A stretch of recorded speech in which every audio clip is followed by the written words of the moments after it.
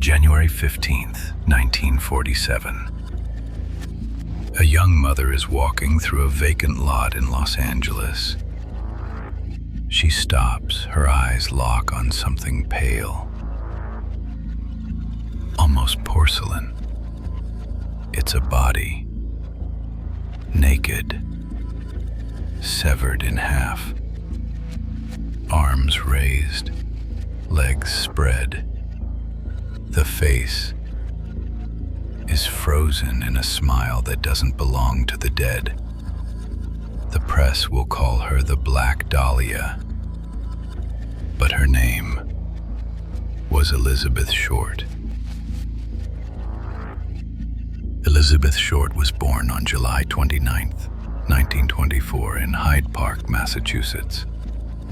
By the time she was 6, her father had disappeared, his car abandoned, a suicide note left behind.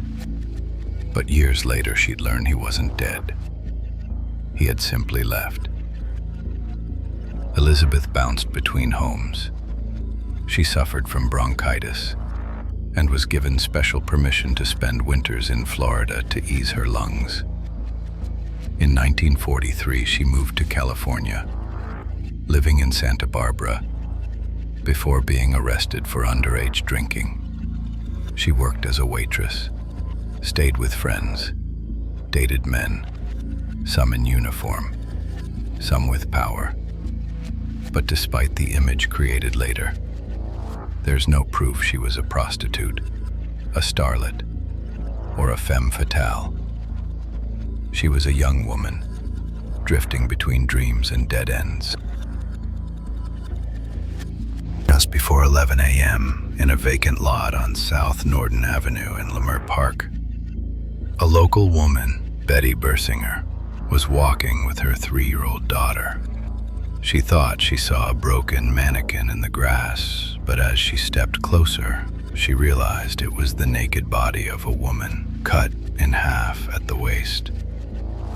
There was no blood at the scene. The body had been carefully cleaned.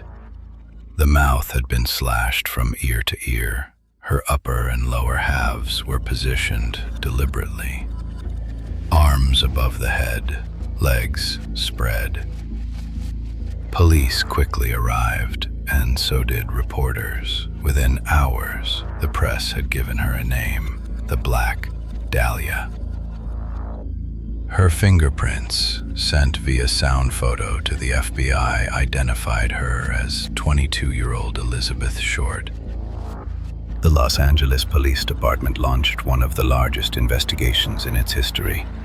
Over 750 investigators were assigned to the case. More than 150 suspects were questioned, and over 60 people would falsely confess to the murder, some in person, others by letter. At the crime scene, police found little physical evidence. No blood, no fingerprints. The body had been washed clean, suggesting the killing happened elsewhere, then staged. The cut was surgically precise.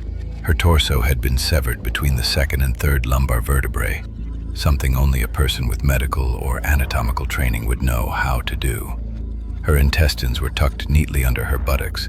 Her face had been mutilated with slashes from the corners of her mouth to her ears, what some call a Glasgow smile. A few days after the murder, a package arrived at the Los Angeles Examiner. It contained Elizabeth Short's birth certificate, social security card, photographs, and an address book with several pages missing. The package was wiped clean with gasoline, just like the body. It was signed, "Heaven is here, the Black Dahlia Avenger." Over the decades, hundreds of suspects have been named in the murder of Elizabeth Short.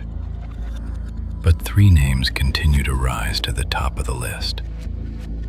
George Hodel, a wealthy doctor with a dark past. He had training in surgery and a fascination with sadistic art. In 1949, he was investigated for sexually assaulting his 14-year-old daughter. During the investigation, the LAPD bugged his home. One chilling recording captured him saying, Supposing I did kill the Black Dahlia. They couldn't prove it now. They can't talk to my secretary because she's dead. Police never charged him. He left the country in 1950. Decades later, his own son, retired LAPD Detective Steve Hodel, would accuse him of the murder. Mark Hansen, a nightclub owner who let Elizabeth stay in his home. Her address book, sent to the media, was embossed with his name. According to reports, she rejected his advances shortly before her death. Several women told police that Hansen had a violent temper, but no direct evidence linked him to the crime. He was questioned and released. Leslie Dillon, a bellhop and writer with a disturbing interest in crime. He reached out to the LAPD, claiming to have information about the case. He then became a suspect himself. Dillon had once worked in a mortuary. He knew how to drain and clean bodies. He described details of the murder that had never been made public. But after weeks of questioning, he was released. And just like the others, he faded into the fog of unsolved history. The murder of Elizabeth Short became one of the most infamous unsolved cases in American history. It changed how the media covered crime. It exposed the underbelly of 1940s Los Angeles, fame, fantasy, and rot beneath the surface. The LAPD never arrested anyone. No one was charged. No one was held accountable. Her autopsy report is public. Her crime scene photos are online. Her name is etched into pop culture, movies, books, conspiracy forums. But the woman at the center of it all is still just a file in a cabinet. She was 22. She wanted to be an actress. She wrote letters home, asking for money. She never got her big break, only a headline. The Black Dahlia. Here, even silence has a voice. This is Silent Obscuron.